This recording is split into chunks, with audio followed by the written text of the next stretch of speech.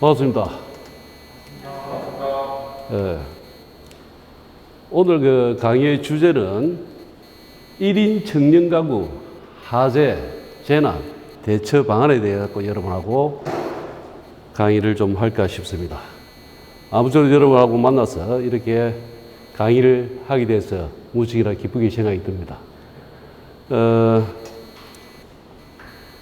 갑작스레 저도 연락을 받는 바람에 좀 준비를 좀 하는 데 좀 미숙한 점이 좀 있더라도 여러분들 이해를 좀 해주시고, 간단하게 저희 소개를 하면은 저는 부산과학기술대학교 소방안전관리과 이종원 교수입니다. 맞습니다.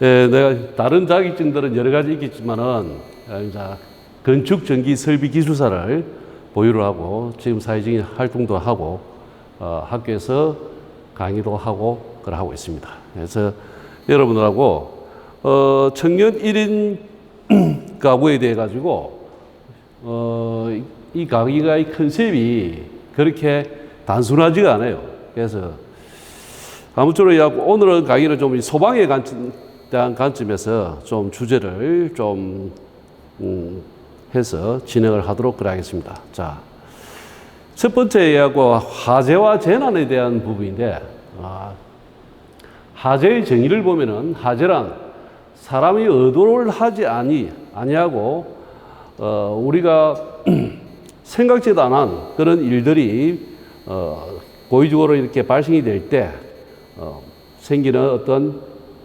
사고를 화재라고 이야기합니다. 그런데 화재는 하나의 연소 생성물을 형성하는 화학적인 폭발 현상이라고 보면 되겠습니다. 그 다음에 재난이라 하면은 국민의 생명, 신체 및 재산과 국가에 피해를 주거나 줄 수 있는 것, 이런 것들을 좀 포괄적으로 얘기를 합니다. 그리고 재난에 대한 특징을 보면은 실질적인 위험이 크더라도 그것을 체감하지 못하거나 방심한다는 것이고, 그 다음에 본인과 가족과의 직접적인 재난 피해 외에는 무관심하다는 겁니다. 사회가 가면 갈수록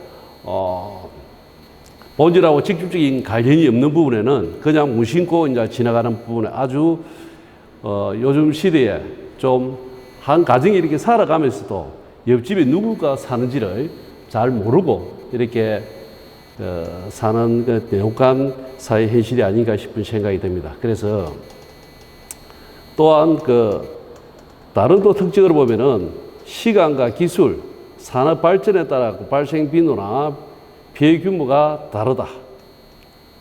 또 인간의 면밀한 노력이나 철저한 관리에 의해 상당한 부분을 건절시킬 수가 있다는 것이 재난을 방지할 수 있는 겁니다. 자, 이런 것들은 뭐냐 하면은, 자, 우리가 어떤 사고가 발생이 된다, 아니면은 그에 대한 조치를 취한다, 이런 부분은 제일 중요한 부분은 예방적인 차원이 제일 중요합니다. 예방을 어떻게 할 것인가, 재난이 발생이 되지 아니하는 부분이 제일 중요한 거예요.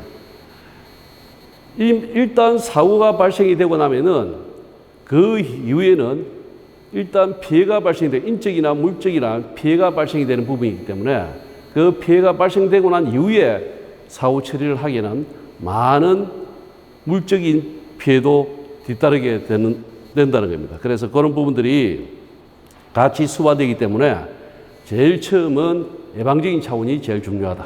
예방을 어떻게 할 것인가.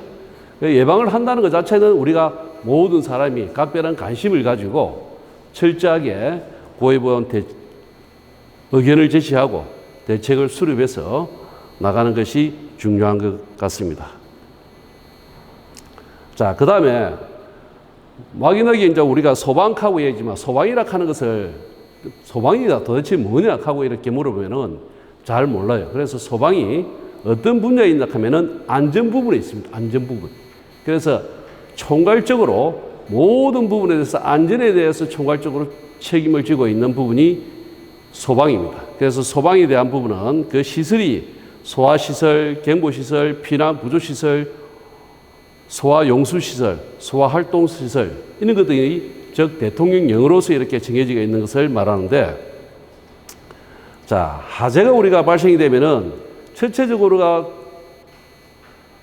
화재를 탐지를 해서 통보를 해서 사람들을 보호하고 피난을 할 수 있도록 유도를 해야 되고, 화재 초기 진압에 즉시 사람으로 하여금 소화 활동을 할 수 있도록 우리가 인도를 해야 되고, 그 다음에 자동 설비 또는 수동 조작의 화재 진압이나 피난을 가능하게 하여 인명과 재산 피해를 최소화시키는 것이 중요하다. 그래서 소방시설은 이러한 관점들을 이제 안고 우리가 한번 검토를 해볼 필요성이 있다.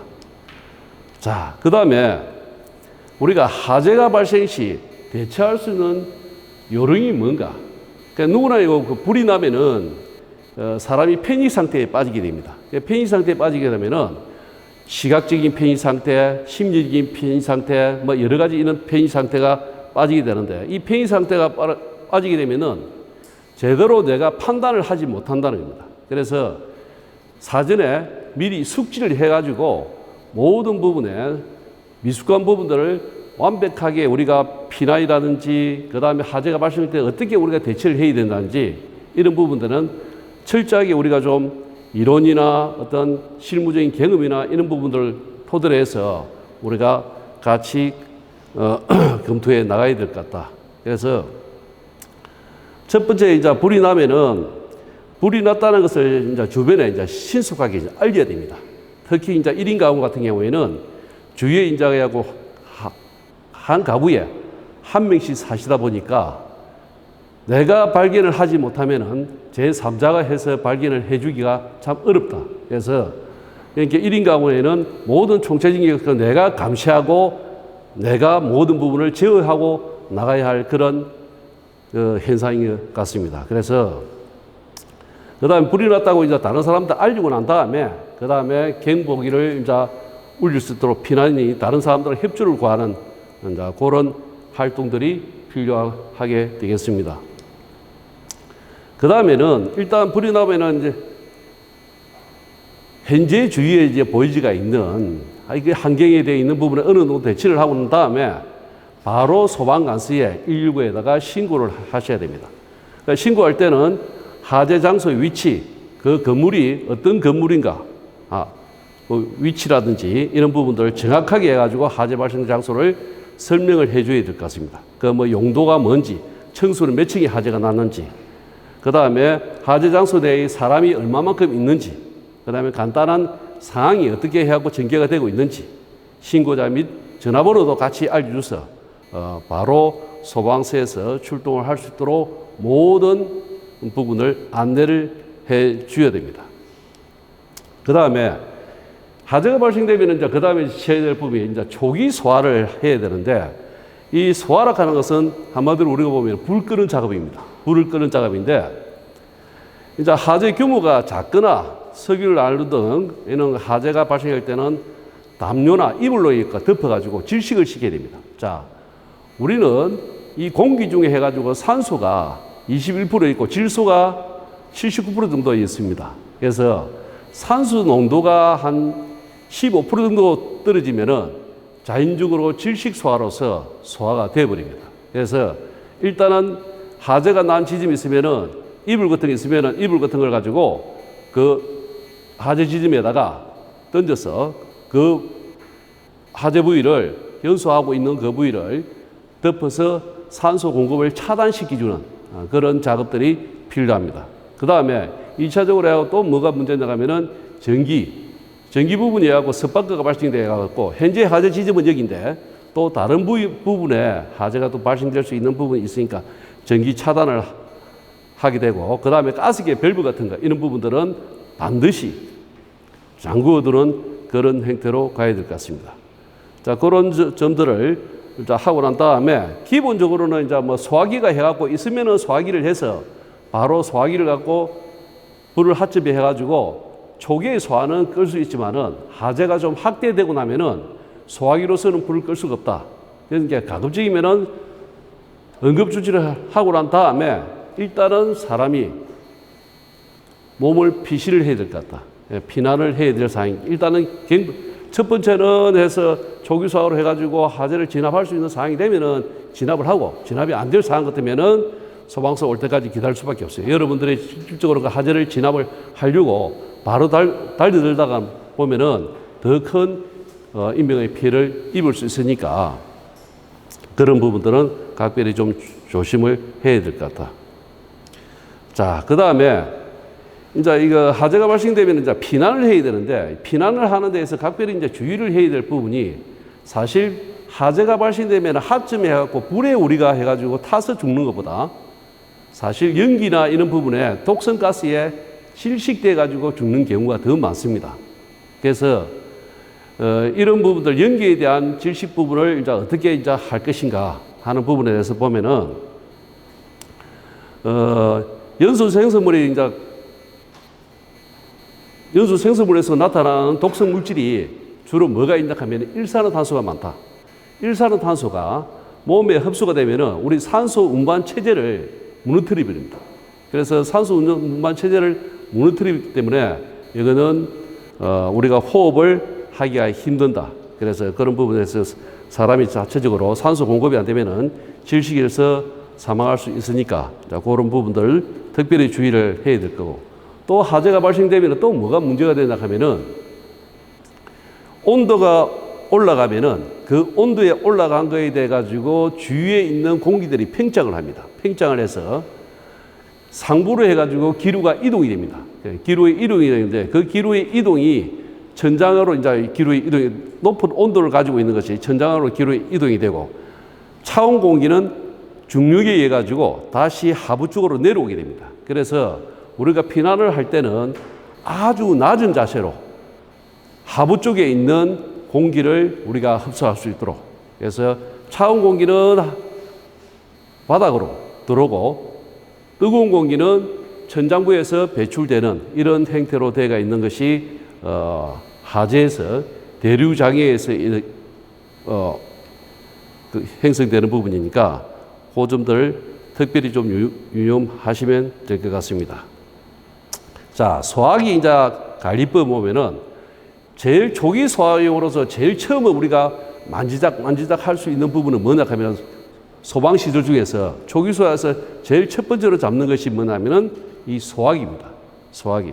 그러니까 소화기가 있는 위치점을 여러분들이 잘 알아야 돼요. 사전에 그 인지를 해야 됩니다. 내가 어떤 주거 지역에 있다 그러면은 소화기가 어느 지점에 위치해 있다 하는 것은 분명히 파악해야 되고, 만약에 내가 어떤 다른 다중이 이용하는 장소에 간다 하면은 과연 이 공간에서 하재가 발생되면은 내가 어떻게 해갖고 대피를 할 것인가 하는 부분들도 자기 자신의 그 어떤 자구책을 위해서도 필히 관심을 가져두어야 됩니다. 그러니까 들어가는 입구라든지 눈에 잘 보이는 곳에 소화기를 설치를 해야 되고, 그 다음에 이 소화기 같은 경우에는 여러분들이 이제 만약에 집에다 둔다 그러면은 직사광선이 이렇게 비추어진 데 보면은 안에 대기 보면은 소화기는 우리가 일반적으로 가장 많이 사용하는 부분이 분말 소화기입니다. 분말 소화기.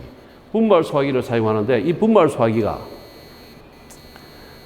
어느 정도 되고 나면은 안에 자체에 가지고 분말 가루가 굳어버립니다. 자, 굳어버리기 때문에 이제 이런 부분들이 문제시 되니까 그 유지 관리가 항상 뒤따라줘야 된다. 한 달에 한 번 정도는 아래 위로 해갖고 흔들어서 해가지고 그걸 보관을 하는 쪽으로 하는 것이 좋겠다 하는 겁니다. 그 다음에 이제 소화기 이제 관리법에 보면은 소화기 관리 보면은 여기 그 녹색으로 되어 있죠. 그죠? 정상은 녹색으로 되어 있고 가스 보충은 해갖고 지금 노란색으로 지금 되어 있습니다. 그죠? 그래서 이거 이제 주기적으로 해갖고 봤을 때 이 녹색 부분에 해가지고 지침이 이제 지시를 하고 있는지 아니면은 여기에 이제 노란색으로 되어 있으면은 이 가스 보충을 해야 되는데, 요즘에는 뭐 대개 보면은 소화기를 갖다가 자체적으로 충전하는 경우도 있지만은 지금은 충전 안 하고 거의 뭐 새 것으로 교환을 하는 것도 하나의 방법입니다. 충전하는 비용이나 새 것으로 교환을 하는 비용이나 별반 차이가 없다. 그래서 가급적 이게 좀 가스가 좀 떨어지면은 새 것으로 교환을 하는 것이 중요할 것 같습니다. 그 다음에 이제 소화기 사용 방법에 대해서 이제 보면은 일단은 소화기는 이제 불이 난 것으로 이제 옮겨야 되겠죠. 그죠? 그 다음에 손잡이에 보면은 딱 잡는 순간에 잡으면은 안전핀을 갖다가 딱 잡은 상태에서 안전핀을 이렇게 빼면은 빠집니다. 그래서 안전핀을 먼저 빼고 등을 쥐고 바람을 쥐어주고 하점이 있는 부분에 해서 이렇게 쏘야지. 바람을 앞으로 마주보고 하면은 분말 가루가 자기 얼굴에 하고 들어오겠죠. 자, 그런 부분들이 이제 있으니까 분명히 바람을 등지고 호스를 불 쪽으로 하게 됩니다. 그래서 소화기를 힘껏 움켜쥐고 비로소 이렇게 썰어 담듯이 이렇게 하고 뿌려야 됩니다. 그 다음에 하대시 이제 대피 요령인데 연기성을 통과하여 이제 대피할 때는 어떻게 한다 하면은 가급적 뭐 주방이라든지 어떤 뭐 화장실이라든지 있으면은 거기 보면은 뭐 수건이라든지 이런 부분이 있으면은 수건 등을 이제 적셔가지고 그걸 이제 수건을 적셔가지고 해갖고 호흡을 작용할 수 있도록 그러니까 이 수건이 하나의 필터 역할을 할 수 있도록 그렇게 해서 피난을 하시면은 훨씬 독성가스가 훨씬 침입이 덜하다.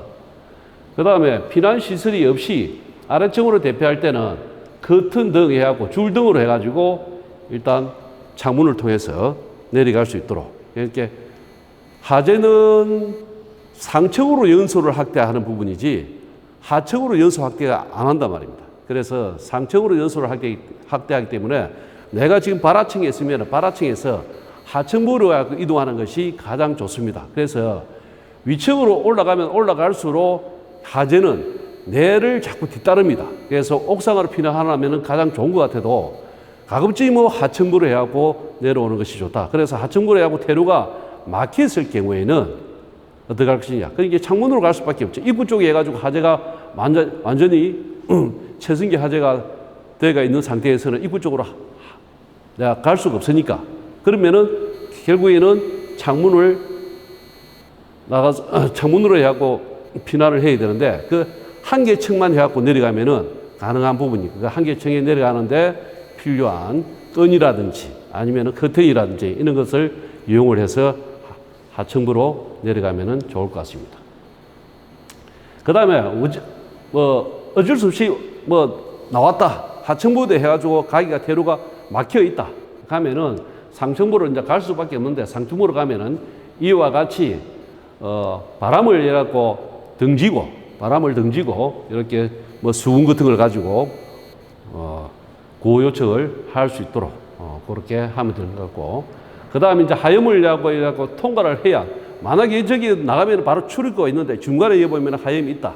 자 그런 상태 같은 경우에는 빨리 집 이불이라든지 이런 부분에다가 물을 적셔가지고 덮어 씌우고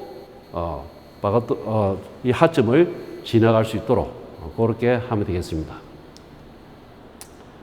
그 다음에 이 엘리베이터가 이제 요즘에는 지금 엘리베이터를 가급적이면 엘리베이터를 안 타는 게 좋습니다. 그런데 요즘에는 30개 이상 건축물에는 피난용 엘리베이터가 따로 되어 있습니다. 그러니까 피난용 엘리베이터가 있는 부분에는 하재에 대해서 특별하게 해가지고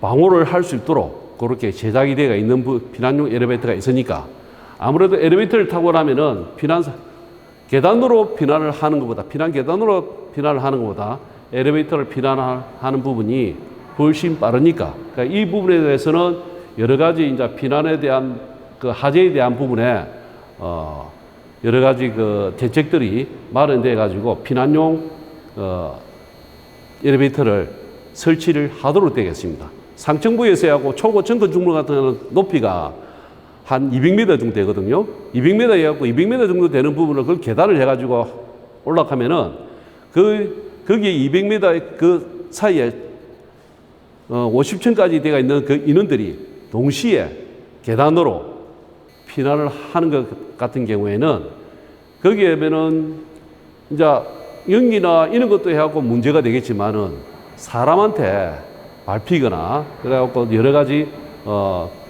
질식사를 할 수 있는 부분들이 있기 때문에 그런 부분들은 각별히 좀 유념을 하고 질서 정연하게 피난을 해야 될 것 같습니다. 자, 소방시설에 대해서 어떤 종류를 보면은 첫 번째 보면은 소화 설비가 있고 갱부 설비, 그 다음에 피난 구조 설비, 소화 용수 설비, 소화 활동 설비 이랬습니다. 이렇게 우리가 일반적으로 해가지고 소화 설비 같은 경우에는 우리 여기도 지금 천장에 보면은 스프링클러 설치되어 있는데 이런 것들이 뭐냐 하면은 소화 설비입니다. 그 다음에 소화기 같은 것도 소화 설비고 갱부 설비가 뭐냐 하면은 여기 천장에 지금 달리가 있는 감지기 있죠. 이 감지기가 이제 스포트형 감지기인데 이 감지기가 자체적으로 하재를 이제 감지를 합니다.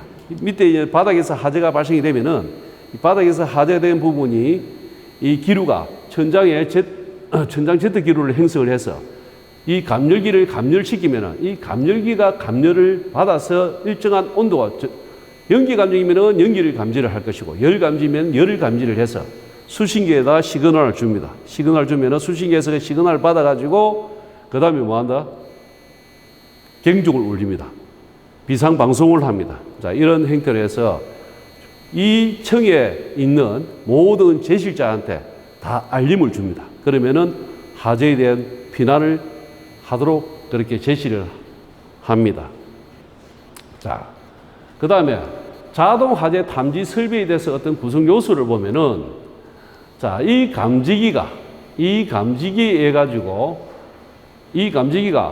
여기에 대가 있는 발신기를 거쳐서 감지기는 즉 수신기에 시그널을 주는데 감지기는 하나의 자동 개념이고 여기 발신기 같은 경우에는 무슨 개념이냐면 수동 개념입니다. 자, 감지기는 하재가 발생이 되면은 천장의 제트 기류가 연기가 천장 제트 기류가 형성이 돼 가지고 감지기를 감열할 때까지 시간 차이가 있지만은 우리가 사람이 여기 하재가 발생되면은 저기서 복도에서 지나가는 제실자가 봤을 때 하재라고 인식됐을 때는 천장 제트 기류가 형성되기 전에 이 각 층별로 해가지고 이러한 발신기가 설치가 되겠습니다. 그 발신기 설치되어 있는 부분에 밑에 보면 하부에 보면은 푸시보단이 있어요. 푸시보단. 이 버튼을 누르면은 바로 수신기에 시그널 줘서 수신기에서 바로 하재에 대한 부분을 모든 것을 시스템을 작동할 수 있도록 그렇게 대처를 하고 있습니다. 자, 그런 부분이니까 그 다음에 이 발신기는 조금 전에 얘기했을 때 복도에 이 실에 내 하재가 발생됐다 하면 복도에 지나가다가 제실자가 하재라고 인식을 했을 경우에는 여기 보면 누름 스위치가 있습니다. 누름 스위치를 누르면은 수신기에 시그널을 주고 수신기에서 시그널을 받아가지고 전체적으로 하재 경보를 울립니다. 그러면은 여러분들이 이제 대피를 해야 할 그런 상황입니다. 자, 그 다음에 이제 수신기는 뭐냐 하면은 아까 이제 이 수신기인데 수신기는 P행 수신기가 있고 R행 수신기가 있는데 이 P행 수신기는 조그마한 소 건축물 같은 거. 그 다음에 R행 수신기는 아주 대형 건축물에 사용되는 수신기입니다. 한마디로 해서 발신기나 감지기나 시그널을 받으면은 이 수신기에서 시그널을 받아가지고 각종 비상 방송 설비나 그 다음에 사이렌이나 이런 것들을 경보를 해서 피난을 유도할 수 있도록 그렇게 하는 시스템입니다. 자, 1인 가구 소방시설의 개념을 보면은 첫 번째로는 1인 가구에서는 봤을 때 소화기는 분명히 한 가구에 한 개씩은 보유를 하고 있어야 된다. 그래서 그 소화기는 항상 아까도 얘기했지만 관리하는 직사광선이나 이런 부분을 피하고 눈에 잘 보이는 곳에 두는 것이 좋을 것 같고 그 다음에 일반적으로 해가지고 공동주택이나 이런 부분에 대해서는 전체적인 시스템에 의해 가지고 관리가 되지만 혹시 1인 가구가 단독주택이나 이런 데 사는 경우에는 이게 없습니다. 감지기가 설치가 되어 있지 않고 수신기나 이런 발신기라 하는 이런 자동 시스템이 안 되어 있어요. 안 되어 있기 때문에 뭘 해야 되나 하면 단독 경보인 감지기가 있습니다. 이 단독 경보인 감지기. 단독 경보인 감지기라 하는 것은 아까 우리가 일반 이 감지기 같은 경우에는 하재를 감지를 해서 수신기에다 시그널을 내보내지만은 요 단독의 감지기는 자기가 하재를 판단을 하고 자기가 뭘 한다? 자기가 경보를 울립니다. 그래서 이 시스템은 소규모 건축물의 주거 용도에 주로 많이 사용을 합니다. 그래서 여러분들은 혹시 해갖고 공동주택의 전체 시스템이 해가지고 공동주택 같은 경우에는 어차피 법적으로 해가지고 해야 될 사항이기 때문에 안 할 수 없지만은 아직까지도 취약한 이런 가구에 보면은 단독주택 같은 경우에는 감지기가 없이 소방시설에 대해서는 전혀 그런 부분에 대해서 터치를 받지 않고 있다는 사실입니다. 자, 그런 부분에 대해서는 단독 경보인 감지기를 바로 설치하기 쉽습니다. 천장에다 해가지고 보통 일반 그 소방관서에 가면은 소방관서에 단독 경보인 해갖고 단독주택에 사는데 이 단독 경보인 감지기를 좀 주십시오 하면은 주기도 합니다. 소방관서에 가면은. 저는 옛날에 얼마 전에는 해가지고 소방관서에서 직접 나와가지고 단독주택에 달아주기도 했습니다. 자, 그런 이런 시스템이 있으니까 되고. 그 다음에 우리가 일반적으로 공동주택이나 해가지고, 이런 경우에는 옥내 소화증이 있는데, 옥내 소화증이 뭐냐 하면은 이것도 초기 소화용입니다.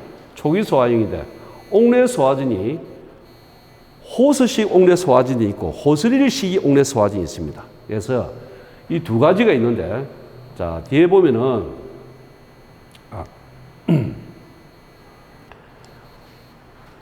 호스식 소화전은 2인이 1조가 돼가지고 작동을 해야 되지만은 호스릴식은 릴식으로 되어 있기 때문에 간창만 들고 가고 간창만 해가지고 개방만 시키면은 바로 하점에다가 물을 방사할 수 있으니까 1인이 작동을 할 수 있는 시스템이 호스릴 옥내 소화증입니다. 자, 그 다음에 단독 경보인 감지기는 이제 실물을 예시를 보면은 자, 이러한 형태로 생겼습니다. 여기 보면 이거 있죠.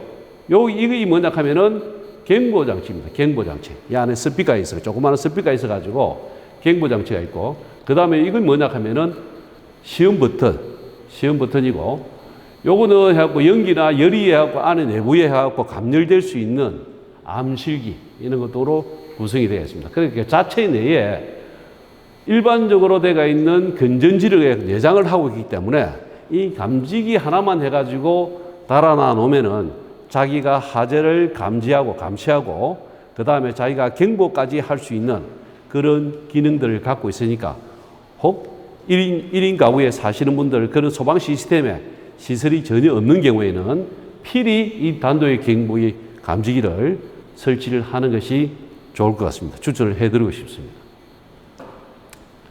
그 다음에 조금 전에 내가 갖고 옥내 소화전 설비해가지고 옥내 소화전이 이거는 호스 방식은 이렇게 호스가 이렇게 접이식으로 해갖고 이렇게 접어놔갖고 이 간창을 쭉 풀어야 됩니다. 길이가 15m면 15m 해갖고 길이를 풀어서 한 사람은 이 밸브를 열어주고 한 사람은 간창을 갖고 하점에 가서 대기를 하고 있는 상태에 소화 작업을 해야 되지만은 요 같은 경우에는 호스를 여기에서 밸브를 틀고 그 다음에 호스를 간창을 들고 하점까지 가서 이 간창이 되어 있는 개방만 하면은 물이 그냥 나옵니다. 물이 그냥 나와서 방사를 할 수 있도록. 방사하면 바로 이제 소화를 할 수 있도록 그렇게 됩니다. 이게 이제 하점하고 거리를 얼마 정도의 초점을 맞춘다 하면은 이게 압력이, 옥내 소화지 압력이 0.17 메가파스칼 정도의 압력이 되니까 한 길이가 얼마 정도요? 그 물줄기가 길이가 나간다 하면 약 한 17m 정도 물 길이가 나갑니다.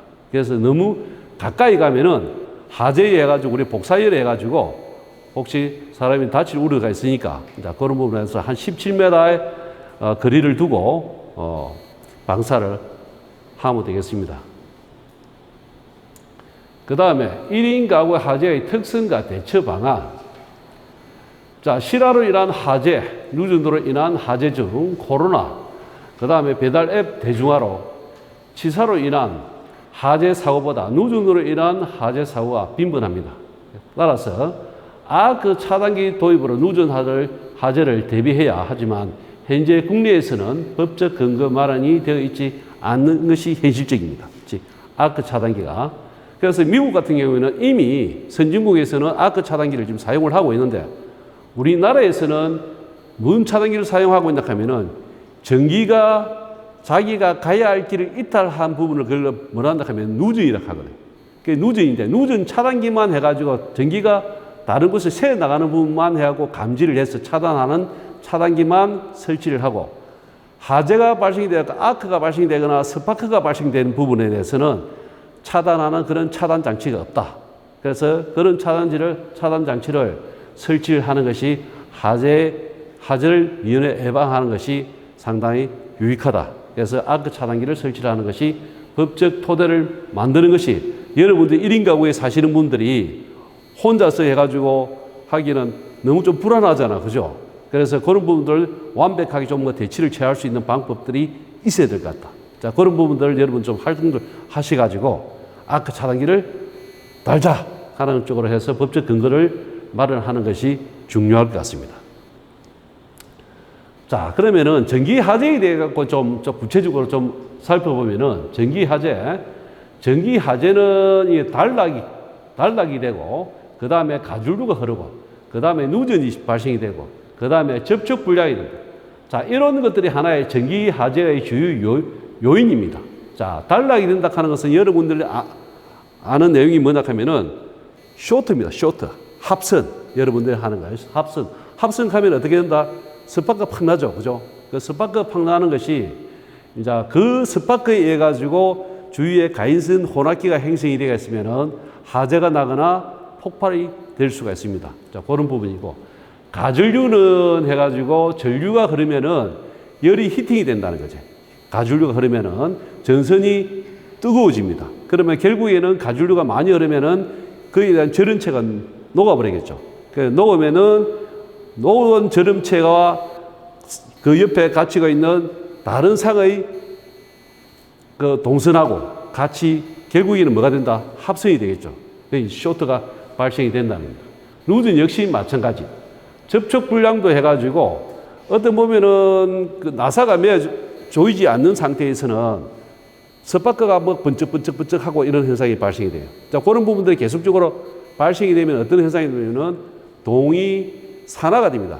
그러니까 아산화동이 형성이 돼가지고 그게 이제 주위에 가해물들을 녹일 수 있는 부분이 되어버리니까 그런 부분들을 원인이 그런 부분이 있기 때문에 철저하게 점검이 좀 필요한 사항이다. 그 다음에 전기화재의 위험성은 아크 스파크에 의해 가지고 2차적 영향의 화재가 대다수가 많습니다. 그래서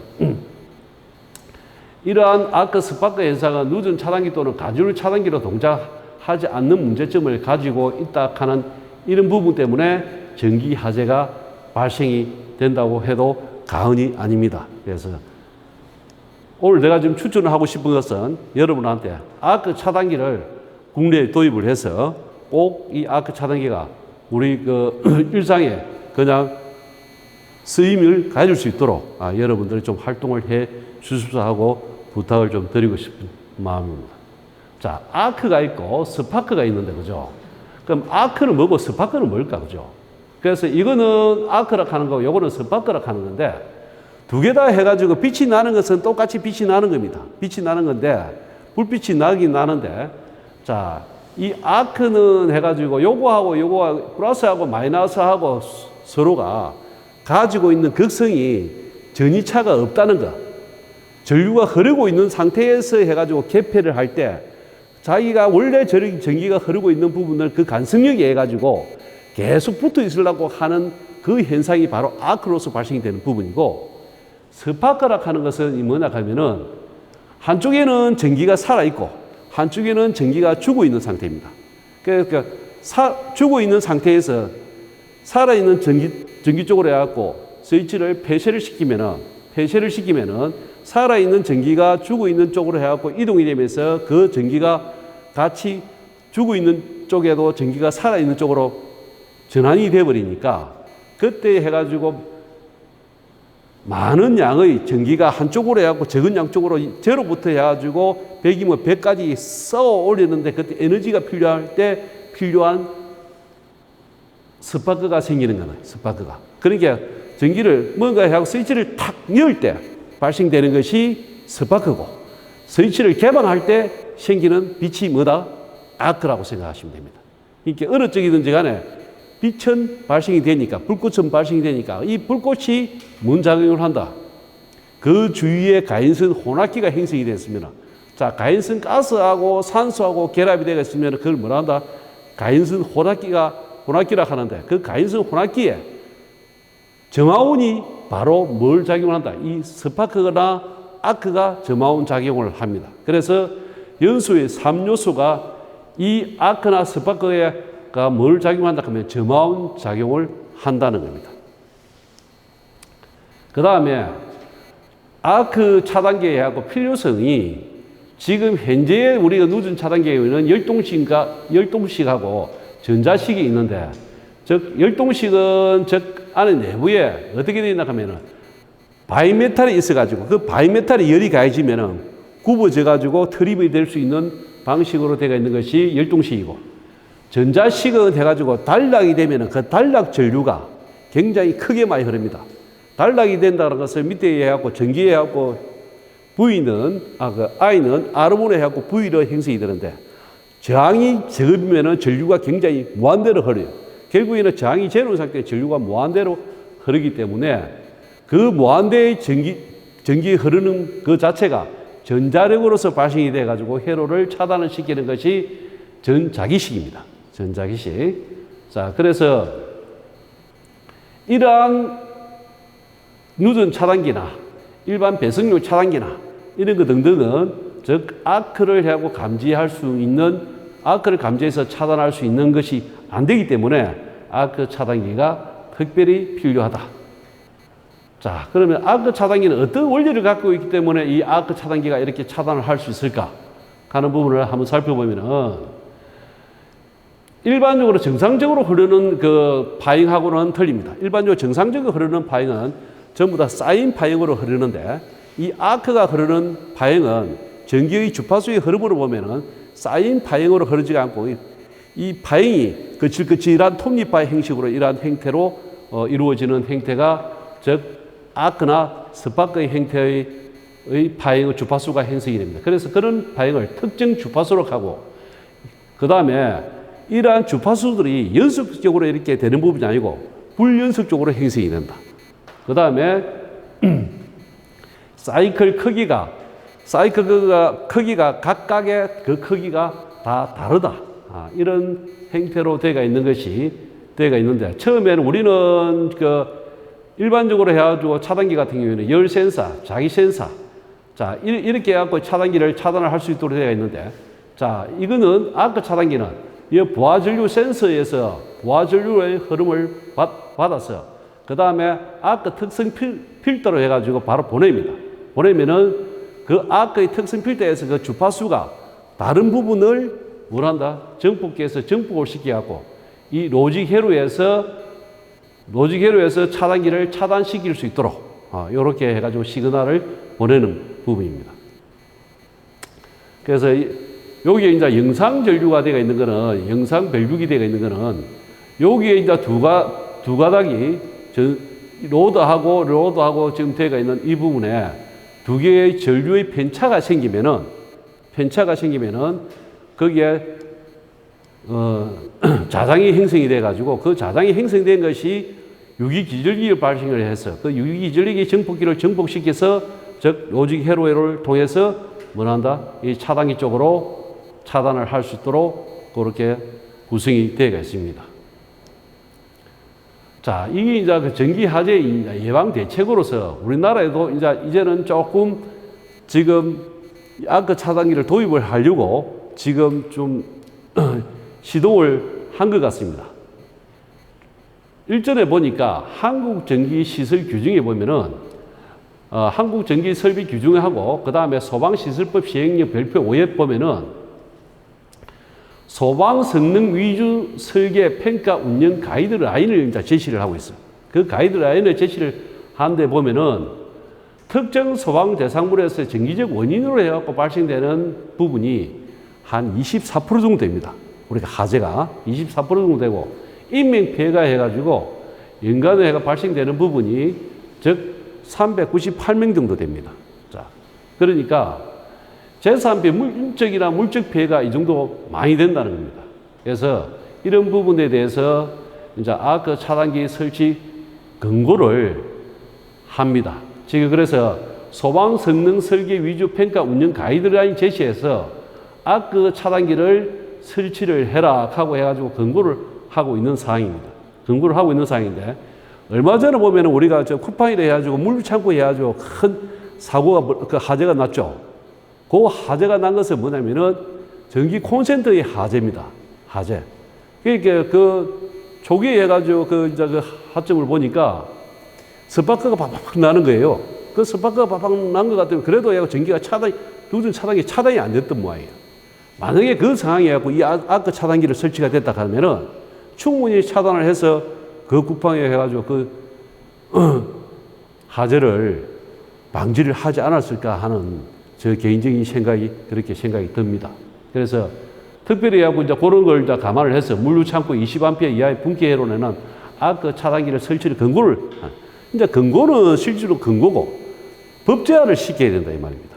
그래서 법으로서 이러한 부분 대가 있는 부분에는 법으로서 이렇게 설치를 해서 이거를 사전에 전기 하재를 방지하는데 최대한의 노력을 좀 기울여야 될 것 같다.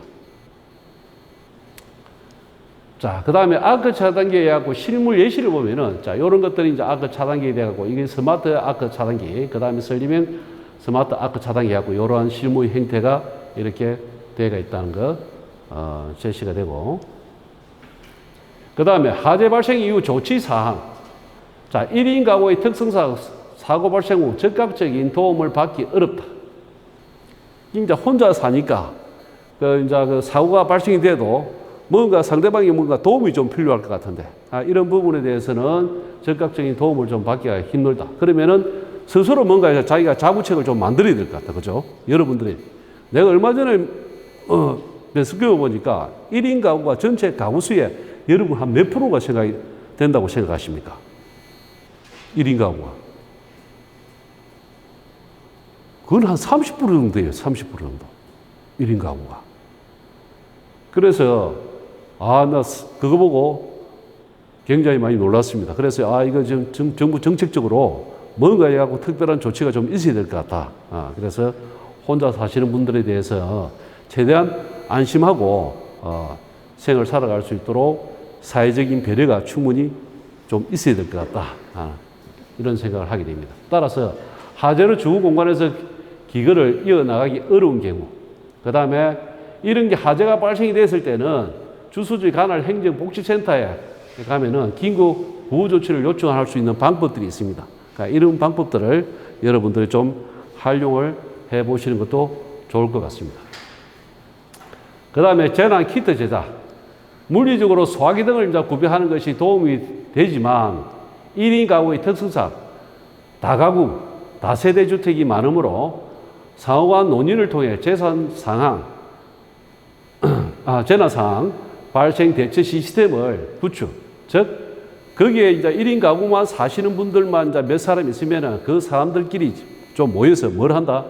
이러한 방학 계획서 같은 게 이런 것도 좀 작성을 하고, 자, 우리가 어떤 문제가 발생이 될 때는 어떻게 우찌게 해야 되겠다 하는 것을 서로 간에 좀 논의가 좀 필요한 것 같습니다.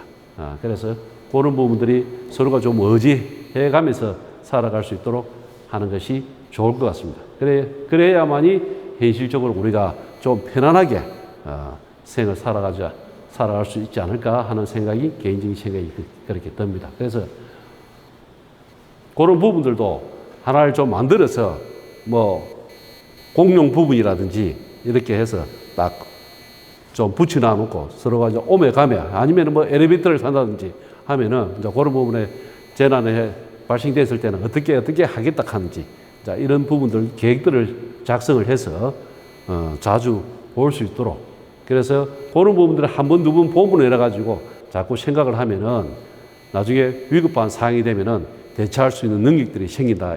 이 이야기입니다. 자, 그 다음에 재난 예방 및 피해 경감 계획에 대한 내용. 이 재난이라 하는 것이 재난의 유행별 대응, 상호 응원 및 비상 전파 계획, 그 다음에 피난 시설 및 피난 유도 계획, 재난 및 안전관리 조직의 구성 및 운영, 재난 및 테러 등 대비 교육, 훈련 계획, 시설물의 유지 관리 계획, 소방시설의 설치 유지 및 피난 계획, 전기, 가스, 기계, 위험물 등 다른 법령에 따른 안전관리 계획, 건축물의 기본 해당 및 이용 계획, 그 밖에 대통령으로 정하는 필요한 사항, 이렇게 되어 있습니다. 자, 이게 이제 법적으로 정해져 있는 거예요. 재난이 발생이 되어 있는 부분에는 이러한 경감 계획들을 이제 세워야 되는데, 우리나라에는 지금 이 재난에 대해 가지고 계획을 세워야 될 부분은 어느 부분에서 지금 해당이 된다 하면은 초고층 건축물에만 지금 적용을 하고 있습니다.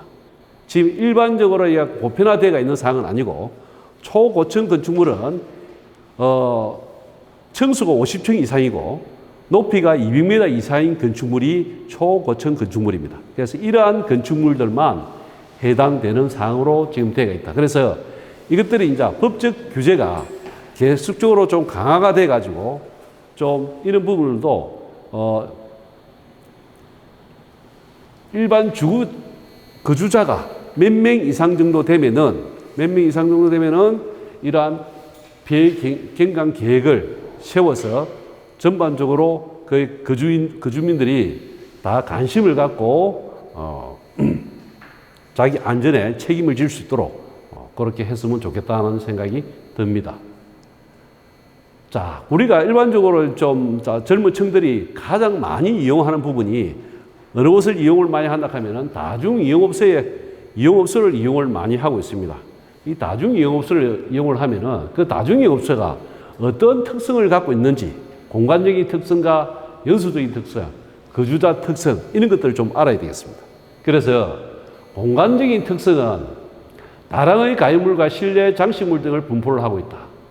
그 다음에 내부 구조가 미로의 형태가 많다. 우리가 다중이 이용하는 부분에 대해서는 우리 집에 가면은 어느 위치에 뭐가 있고 이런 걸 다 알 수가 있는데, 다중이 이용하는 장소에는 누구든지 한 번 갔다가 다시 해갖고 돌아오는 부분이 되기 거기 안에 내용의 어떤 피난로가 어디가 있고 문이 어디에 있고 그 안에 전체에 해갖고 구조를 숙지를 하고 있지 않다 이 말입니다. 그러니까 숙지를 하고 있는 거하고 미숙지자하고 피난을 하는 피난 시간이 엄청 차이가 납니다. 그래서 다중이 이용하는 장소에 가면은 특별히 해하고 소방에 대한 부분을 좀 각별히 좀 신경을 쓰시고 어떠한 부분으로 어떻게 되어 있는지를 유심히 살펴볼 필요성이 있다. 그 다음에 지하층 또는 고층에 입점하는 경우가 많고, 그 다음에 이런 경우에는 소활동이 하기 어렵고 신종업종의 출현으로 소방시설이 적용이 어렵다. 비상구를 잠그는 경우가 빈번하다. 그 비상구를 잠그니까 양방향 피난이 어렵다는 겁니다.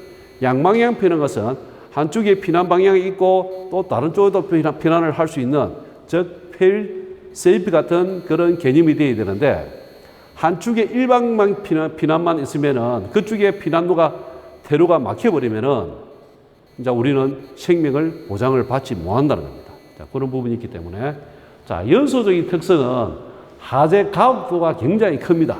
연소 속도가 빠릅니다. 왜 그러냐면은 하재 이제 소방학적으로 이야기하면은 즉 가연물들이 많다는 겁니다.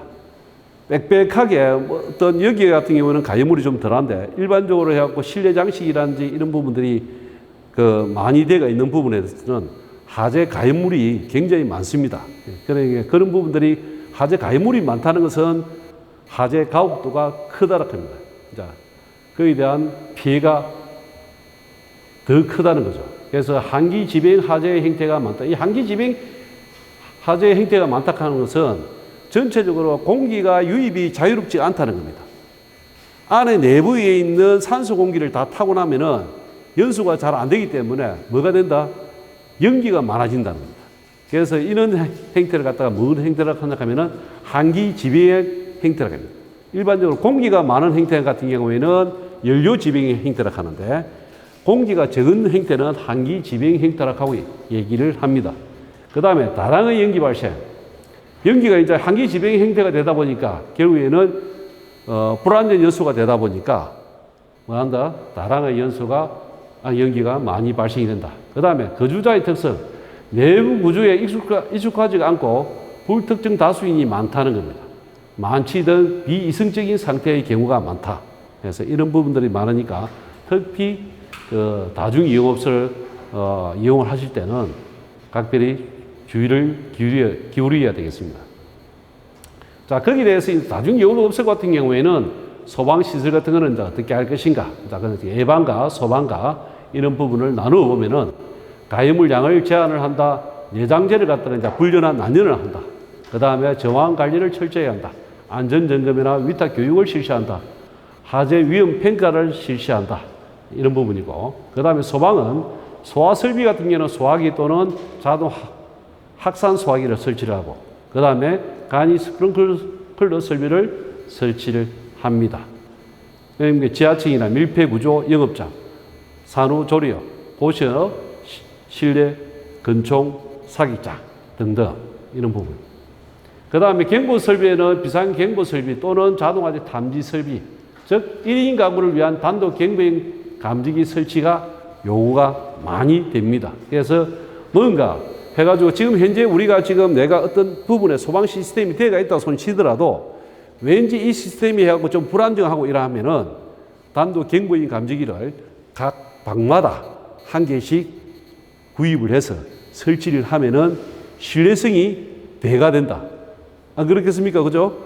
그러니까 한 개 가지고 해갖고 뭐, 자, 이 시스템이 해가지고 어디 고장나가 있으면은 그 내가 안전을 보장을 받을 수 없으니까.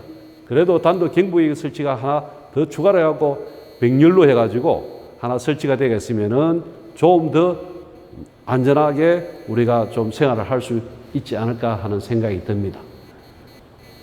그 다음에 이제 뭐 가스라든지 이런 부분이 있고, 그 다음에 피난에 대한 부분, 피난은 이제 미끄럼대, 구조대, 피난 사다리 이런 것 등등, 이런 것들이 이제 구비가 돼가 있어야 됩니다. 그래서 뭐 굳이 뭐 다중 영업소 이런 부분이 아니더라도 이런 부분들은 소방 시스템들은 갖추어야 할 사항들이다 하는 생각입니다.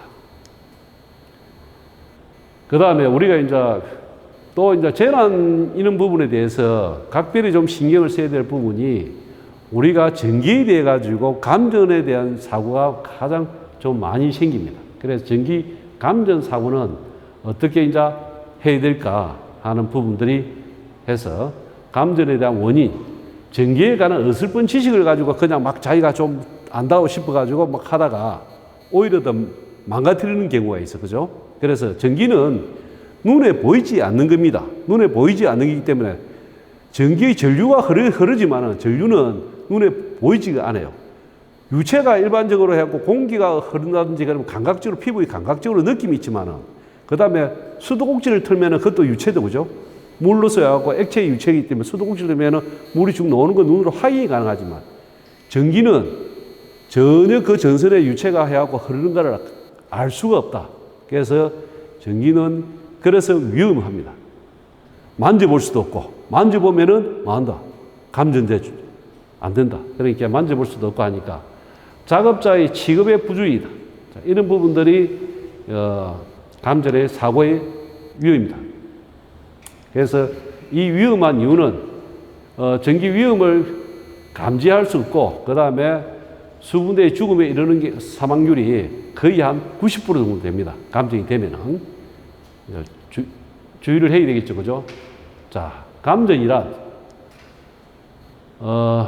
인체 일부 또는 전체의 전류가 흐를 때 인체 내에서 일어나는 하나의 생리적인 현상이라고 보면 되겠습니다. 그러니까 사람 몸을 통해서 우리가 전기가 이제 흐른다는 거죠. 그죠? 예. 그러면은 자기가 이제 그때 당시에는 뭘 잡고 있는 상태에서 전기가 흐르면은 나와버리면은 추락을 될 수 있고, 이제 그러면 제2의 해갖고 파급적인 사고들이 발생이 될 수 있습니다. 그래서 항상 2차적인 재해를 유발시킬 수 있는 것이 감전 사고입니다. 자, 감전이라는 것이 이제 이런 부분에 전기가 안에 하고 충전부가 충전이 돼가 있는데 이 상태에 이제 사람이 만진단 말입니다. 그러면은 이게 이제 여기하고 이렇게 하고 서로가 충전부가 이렇게 접촉이 됐다. 그죠? 전기 노화나 습기나 해갖고 불순물 침투나 기계적 결함이 해갖고 이렇게 접촉이 됐다. 자, 그러면은 여기 접촉되면은 사람이 인체에 통해 가지고 어떻게 된다? 요렇게 하고 전류가 이렇게 흘러가겠죠. 그죠? 요렇게. 전류가. 그러면은 이 사람의 하고 심장으로 하고 전류의 흐름이 생긴다는 거죠. 자, 이러면은 이 사람은 어떻게 됩니까? 질식을 하게 됩니다. 그러면은 이 안에 이제 색감이 타버린다. 전류가 흐르는 상태에 해서 이렇게 되면 폐로가 구성이 되면은 안에 끝은 멀쩡해도 안에 내부에는 그냥 흑연화 현상이 되어버립니다. 그 다음에 이제 이런 걸 방지하기 위해서는 이제 접지를 해야 되는데 사람 몸으로 통해서 흘러나가는 저항체보다 접지로 해가지고 흘러나가는 저항체가 적으면은 전기는 저항이 적은 쪽으로 흘러갑니다. 그래서 그런 부분이 있기 때문에 자, 여기 보면은 아까는 여기하고 여기에 기기에 접지가 없었는데 앞에는 지금은 이 기기에 접지를 해놨다. 그래서 사람 인체를 통해 갖고 나가는 저항체보다 여기에서 이렇게 해가지고 기기에서 해갖고 바로 이 접지를 해갖고 나가면은 회로 구성이 만약 여기에서 해갖고 감지가 된다 손 치더라도 회로 구성이 어떻게 된다? 자, 요리 접지를 해가지고 이렇게 통해 간다. 그죠? 접지를 해갖고 통해 가니까 사람은 보호가 됩니다. 그죠? 자, 그런 형태로 되는 것이, 일단은 접지를 하는 것이 첫 번째 감전에 대해서 보호를 할 수가 있다. 자, 감전사고에서 응급조치 순서. 자, 사고 차단의 2차 재해를 방지하고, 그 다음에 사고자 안전장소를 구출하고, 의식, 외상, 출혈 상태 등을 확인하고, 인공호흡 등 응급조치를 실시를 해야 됩니다. 자, 인공호흡은 1분 내에 실시하고 95% 이상 소신을 하는데 4분이 경과하면 즉 50% 이상이 하고 뭐가 된다? 사망이 이르게 된다.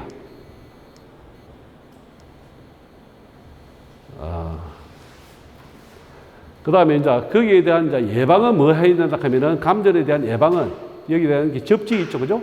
접지. 그 다음에 누전 차단기. 이런 것들을 이제 설치를 해야 되겠죠. 그 다음에 재해에 대한 예방에 대한 주요 대책. 자, 재해는 감전 재해 구조 시 안전 수칙을 준수를 해야 될 것 같고, 전기기구 등은 젖은 손으로 취급하지 않도록 되어야 될 것 같고, 전동 공구 및 이동용 벼슬은 사용 전 저런 상태를 충분히 확인을 해야 될 것 같고, 이런 것 등등 이렇게 주의를 기울여야 될 것 같습니다. 자, 그 다음에 전기기기 및 배선 등의 모든 충전물은 노출시키지 않아야 될 것 같다. 자, 또 그 다음에 이렇게 노출을 시키면은